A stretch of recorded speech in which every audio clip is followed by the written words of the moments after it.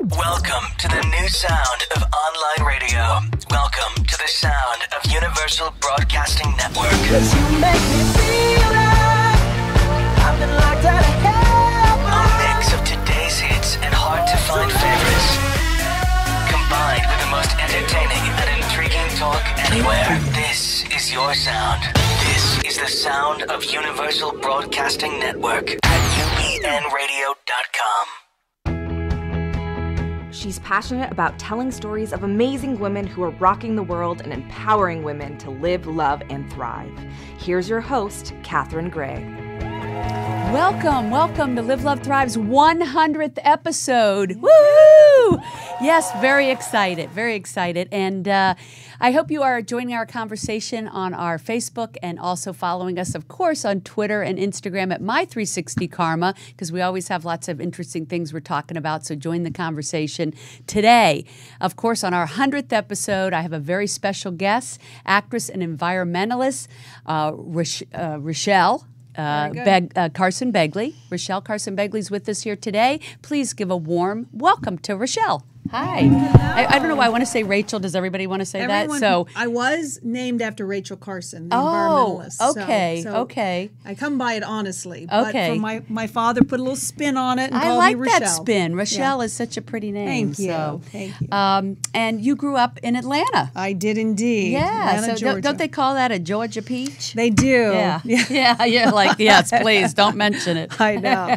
Listen, I've gotten to this age where now I'm proud to be from Atlanta. Yeah. I had to go away. Yeah. And I had to go, what are they doing down there? It's a while. But you know what? Well, and now it's like Hollywood South, right? It is. Yeah. And it's changing. Yeah, it's and there's changing. a great Thank goodness. woman running for governor, Stacey Abrams. Oh, wonderful. Amazing. I heard her good. speak. I pray she gets elected. She is an uphill battle. Yeah. African-American, brilliant woman. Yeah. Well, I know not only you're an environmentalist, but you're big on women's empowerment. Yes. And I know we're all cheerleading for these women that are running for political office all over the country Praying. in numbers like we've never seen before. And that's so exciting. Astounding. Yeah. We're really good in reaction. We Yeah, are. right, We galvanize. right, yeah. That's like my community, the environmental community. We did a show under the Bush years. You know, Ed and I, my husband Ed Begley, and I did a show called Living with Ed about the environment during the Bush years because I think that we were in reaction. And then Obama became our president, which was fantastic for so many reasons. Yes. But the environment sort of took a back seat. We sort of took Just a little. We got it handled, little. Dad. They'll handle it. Yeah. But he's only one man. Yeah, And then he had a Republican, legislation. So. Right. And today it just was a thunderstorm outside here in Los Angeles, which never happens at this time of year. So speaking of the changing environment, and I said it was in honor of our 100th anniversary here today. Came in with a bang, literally. Yeah, it came in with a bang. Yeah. Speaking of Ed Begley is your husband, wonderful actor. Yes. And the two of you have done all these great shows on Discovery Network and HGTV. Yeah. And I know a lot of people are fans. We've been posting about it, and they're like missing your shows. Are you guys going to? Bless you. Yeah. The two people out there that saw it. God bless you. We're hoping that you're bringing it back. I've been trying for a while. Ed keeps getting these jobs, which, they contract him to work for a network. So speaking of that, speaking of he got jobs, I loved him in the book club. Wasn't he fun? It was a great part. He was hilarious. He dyed his hair, so then it even showed less hair. It was really cute. Him and it was a great premise. It was one of the summer's most fun movies with Jane Fonda and who else was in it? Mary Steenburgen, Candice Bergen. Oh my God, it was such a great lineup. And the other one, the Annie Hall. Oh my God. Oh, Diane Keaton. Oh, I think it takes a village. We love Diane. Takes a village. It takes a village for us to remember at this age. But that just tells looks like exactly the changing climate. Literal changing climate that we are in, the positive changes that are happening for women. Yeah. I mean, albeit they are movie stars. Yes. They did not put a lot of money into that movie. So it's a surprise hit. Wow. Yeah. I think it's a surprise hit because women our age, but I'm not going to say what that is. Yes. We want movies, and there Yes. are no movies that speak to our audience. Exactly. They're all smash them up, bang them up, really, I guess, targeting boys and young men, and I don't It's really an know. old paradigm. It's such an old paradigm, and Right. if I know my friend Tabby Biddle's working, and Elisa Parker, they're working on something called 50 Women Can, that's helping train women in the industry to bring women up in the ranks, so that we have more directors, Right. writers, and that'll change. So we'll have more Yeah. female-driven movies and television content. Yes. Thank Yes. goodness. So Yes, I'm looking indeed. forward to that. God. But we digress. Yeah. So I wanted to talk about your journey to LA. So, how did you end up from, growing up in Atlanta to coming to Los Angeles? I know you also studied theater in New York. Right. Right? And so Right. that was kind of your stepping stone to LA. Well, right? I studied theater in Atlanta, believe it or not. I mean, I Yeah. started in children's theater and then the Alliance Theater, which is actually a wonderful theater in Atlanta. The theater, Atlanta is a cultural hub of the South, and so I knew that I wanted to be out of there. However, at a Yeah. very young age, Yeah. and And I. at 13, you were on your own. You were telling me your parents divorced when My you parents were one? won. Wow. Yeah, my mom moved to Kentucky, and my dad thought it best. This was the 70s, folks. Yeah, So there was no child rearing per se. People just Right. had no clue. Right. So because your dad traveled a lot, He traveled a lot. You So and your my- sister kind of had your place to yourselves. Exactly. When you were just 13. Yeah. Wow, and then that had to have didn't. been really my poor challenging. sister, it was. It was Yeah. too challenging for her. And she's like, I can't do this. So Right. I ended up moving in with friends and ultimately went to boarding school and ended up in boarding school in England, which was probably one of the best things that happened. Good. And how did all of those things in your life, because they always do connect, how did all those things, those challenges of the divorce and being on your own at a young age and going to boarding school, how did those all impact your life journey to the work that you're doing today? Is there any alliance or connection there that you can put together? Well, I think really the fundamental lesson or impact was one must take responsibility for oneself. Yes. And unfortunately, or too early, but it made me a survivor. Hence, you need to be that if you're going to go into the arts, because there are too many, as my husband likes to say, too many asses and not enough seats. Too many people doing it because it's fun, and so you have to be a self-promoter. You have to figure out. So survival would probably be the biggest takeaway. Yeah. But and by the way, too many asses and not enough seats. I thought that was the government. Yeah. Yeah, right. Exactly. Well, wait, that's a whole different it joke. is, indeed. Everything has a new meaning. Yeah. Yeah, right. Yeah. For sure. But so what was it in your childhood that was the most challenging thing for you as a human being? Being not heard. So hence I was like, look at me. Yeah. I like to sort of Right. like, wait a minute, I'm here, folks. So I was always, that's why I went into the arts, I think. Right. And I could put all that source and all that stuff that I think I came into this world with into some kind of form. And that it wasn't me, it was with me, but it wasn't me. It was something else that I could we all need an outlet. Right. I really need, excuse me, I think we all need an emotional outlet. And that's what, I think it saved my life. I had friends who I grew up with who were not on the planet any longer. Right. They Right. did not survive. One from either drug overdoses or suicides or Right. young, So thank God beautiful you didn't go down girls. that road. Yeah, no. Yeah, you didn't go down that destructive road. No. You took a those little bit of it. I challenges. did. I Yeah. did a little bit. Yeah. But I think what did save my life was the arts. Right. And so when you went to community, when you went to theater, did that give you like a community and Yes. a support system? Absolutely. And it was in the South. So I was in a community of African Americans. And, even though I was raised by an African American woman, and it was during the civil rights, in the 60s when I was raised Right. as a young child, mind you, young. Yeah.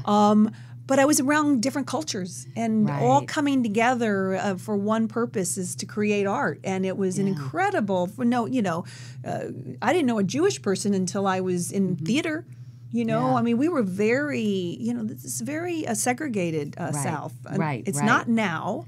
And that's, thank God, because we won't change until we all become familiar with each other. I do think there's still cities and towns in this country that are very have not a mixed culture, right? And so they do have a fear of people that aren't like them. Yes, of course.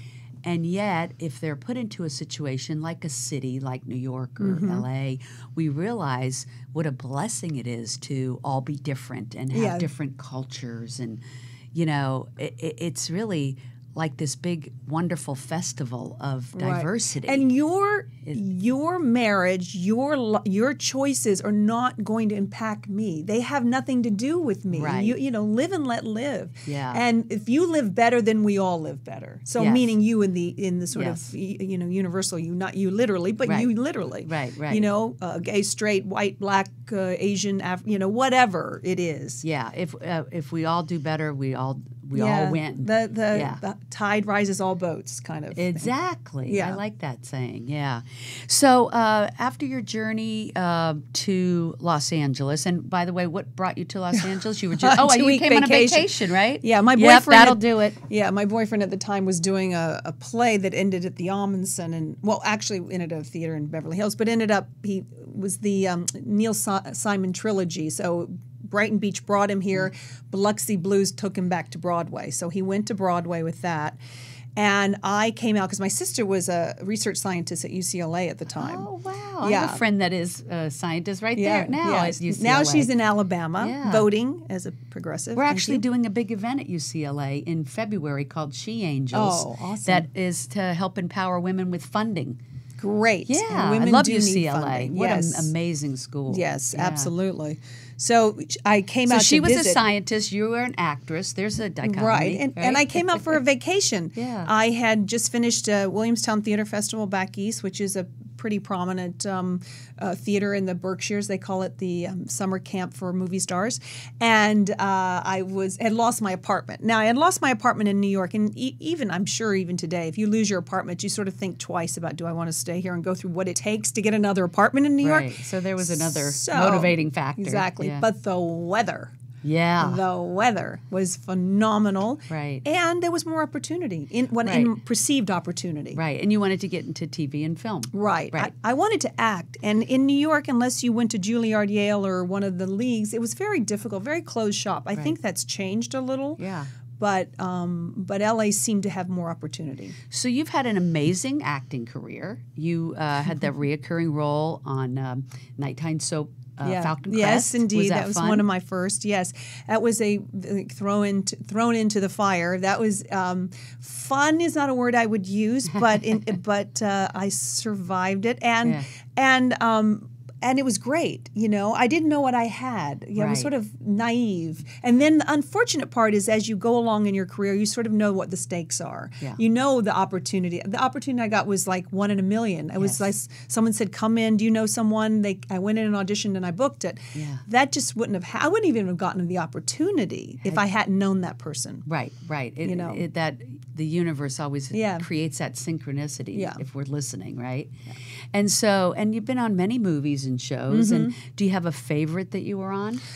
You know, I have to say my favorite thing that I've ever done, other than theater, because I have some great theater experiences, was doing our TV show, Living with Ed. Yeah, I bet. Because then you're like getting to do television, but about something you guys really care about.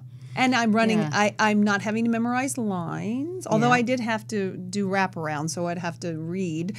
But I love. We're having fun. We're playing. Yeah. Comedy. I just love it. I didn't realize I always wanted to be Medea. I always wanted to do. That's why I always wanted to do the most dramatic stuff. Yeah. But ultimately, I think the most impactful things I've left film-wise has been my comedy. Well, I think it's great that you all take your gravitas and get known in Hollywood as like this couple that's all about the environment, and that you do a show about that. And I hope they do bring it back because it's so timely, obviously. Yes. That's an understatement. Yes. And besides that, I think people want to know, how did you meet Ed?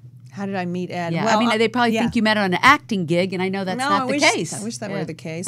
Actually, I met him through a friend who had known him in the, he's an actor too. So we went for coffee, and it was fine. But, that wasn't a match made in heaven. And, but I would see him periodically. And then I moved away to Toronto because I thought, with some other guy. And career-wise, bigger fish, smaller pond, I thought that I would try Canada for a while. Yeah. But I have to say, I love Canada, mind you. I love Canada. I think it's phenomenal. Yeah. It's the first place I ever saw recycling. We all wish we were there now. I know. Great Just saying. government.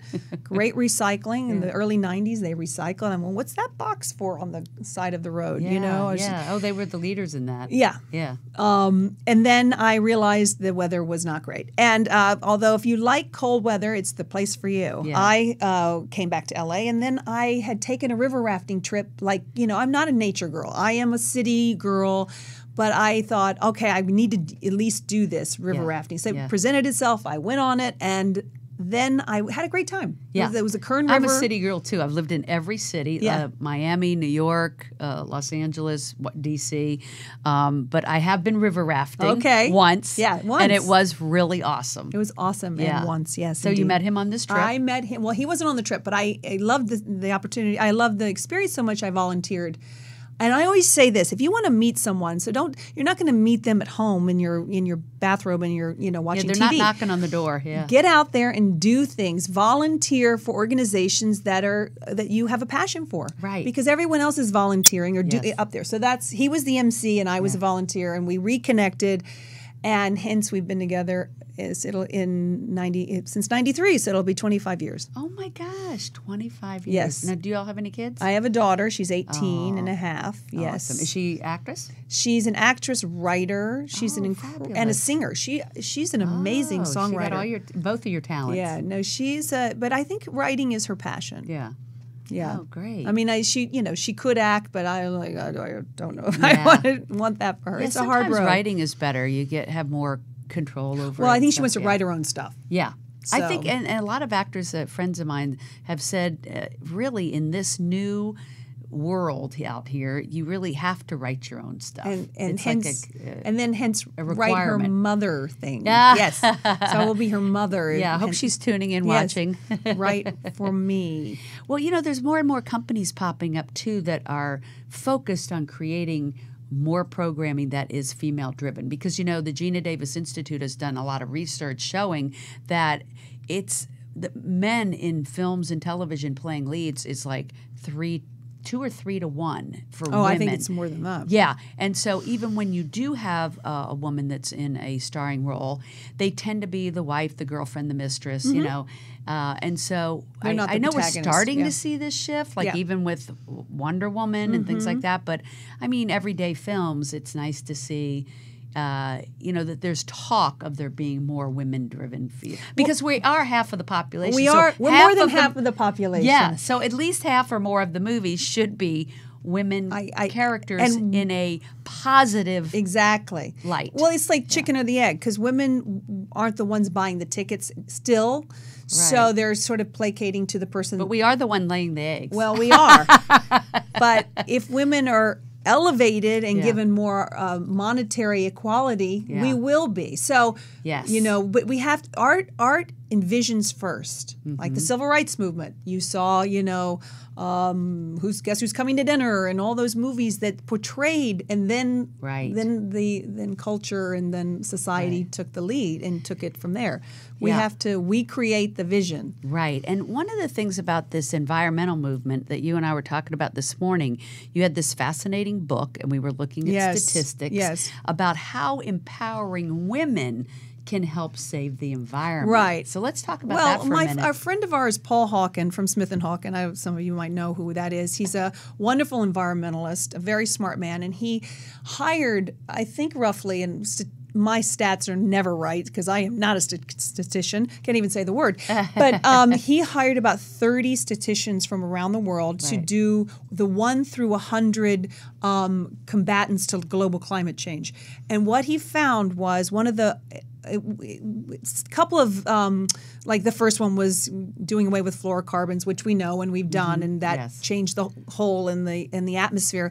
But combined with a couple women, educating young girls and women was one of the number one things that we can do to save the planet. Basically, that was such a non-scientific way of saying it.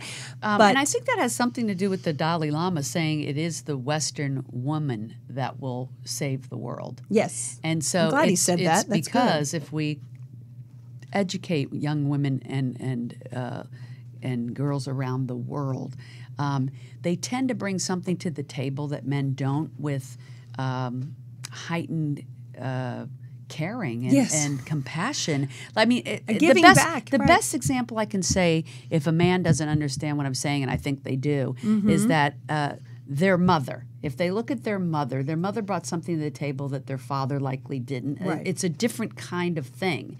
And so the mothers of the world bring something different and compassionate to the table, but they have to be at the decision-making table. Exactly. And that's why we have to embolden women entrepreneurs and put more women in positions of influence in corporations where their decisions are being made. And research does show that companies that have more women in their corporate upper management are more profitable. Is that true? That's great. Yeah, and it's because they each bring something different to the table, and together it's unstoppable. Right. And so if they don't have the women's perspective, they're missing a whole perspective that's really important to everything from environment to profitability. Absolutely. And so it's great that with all the craziness going on in the world right now, that at least there's a fire lit under women, millennials, people around the world to move things forward for women. It's so true. I mean, I look at my daughter. She's 5'9" and wears 3-inch heels. She loves being tall. I was tall. I always wanted to be small. Like, okay, I don't. Well, for one reason is in film and television, and even in theater, not as much, but film and television specifically. Yeah. I would walk in a casting office and they would first think, "How tall are you?" Because God forbid, I was taller than the male lead. Right. Or any male on the movie. Right. Within a 5-mile radius. Right. It was such sexism, which still is pervasive today. I mean, one of my pet peeves right now, and I'm just going to say this, television news, on morning TV, whatever it is, these women have to dress as if they're going to a nightclub with their legs exposed, and the men are in suits. What is that about? Right. We need to change that in our culture. Okay, so that's just And I want to go back to something that you said earlier in the show, is that when you were growing up, you didn't feel heard. And that is something that is really prevalent, especially with women growing up in the 50s, 60s, 70s. And it's starting, we're starting to become aware of that with this women's empowerment movement. But it really is true. The women in the family didn't feel heard. And so it's really important that this movement really give women a platform to tell their stories and to shine. There's so many women doing incredible work in the world. Let's hear their stories because they've been kept under the carpet. Perfect example, the film last year, Hidden... Hidden something. The one about the engineers in the black women from NASA was held under the carpet. Right. The importance they played. Not only were they held under, other men were taking the credit for their right. Just like, have you ever seen the Good Girls Revolt on Amazon? I loved it. Oh my God! And they canned it. The men canned that show. I know. Yes. What was that about? Yeah, and anybody that can see it on Amazon should watch that show. Good Girls Revolt. It's about women in the press in the 50s and 60s. 60s and 70s. 60s and 70s. Yes. And how the men would take the credit. They would write the article. They would do the research. There was but they were not allowed to have women. Bylines. They could not do bylines. Can you imagine this? Can the millennials of today believe that women couldn't write the articles? That's why and they couldn't have a credit card and 100 other things. But we can never forget that. And I have young girls, forget that. Not necessarily my daughter's age, but the 30-year-olds. And I've gone toe-to-toe with these girls. Well, I'm not a feminist. I said, well, do you know what that word means? Yes. Do you have any and they, well, I don't need your help. Or I'm like, whoa, you are standing on the shoulders of women who actually lost their lives for this cause. Oh, yeah, so even vote. This is not a dirty word. This is a word that needs to be embraced. And we need to bring it into the fold. I mean, I told one woman who was a young actress, about 30, we had it out about being the word feminism. I said, listen, you're 30 now, but one day you're going to be my age. Yes. And hopefully it will have changed. However, if it's going the way it's going, it won't have changed, because there won't be women over 50 working unless they look like grandmothers, or unless they're in 2-line roles or extras, unless they're movie stars. Right. They're not just, you can't be a journeyman actor and have a career. Right. Unless you're character. Well, we are going to rally and focus on changing all this, because women in their 50s and 60s count.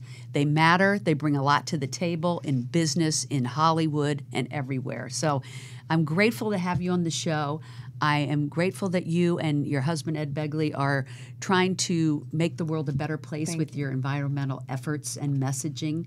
And just keep doing great work. And I'm grateful that you're doing this show. Thank you. Congratulations on 100 episodes. Awesome. Woohoo! Thank you so much for tuning in today. We will see you next Wednesday. More great guests on the agenda. And just make sure you're creating your fate. Visit us at 360karma.com and become part of the movement.